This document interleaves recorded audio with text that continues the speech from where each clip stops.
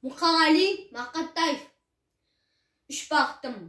Ең бірінші бақтым халқым менің, соған берем ойымның алтын кеңін.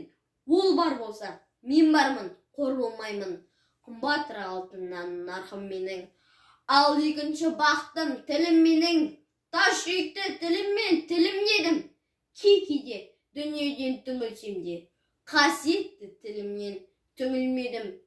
Түтін түте өз өрбі көгере бер, немерелер көбейсін шөберелер. Жаныңда ұста, жақсылық күтпейсің, от емес оқсырасаң менен егер. Үш бірдей бақтым бар алақанда, мені мұндай бақытпен жаратар ма? Үш күн нұрын төгеді аспанымнан, Атырау, Алтай, Арқан, Алатауға.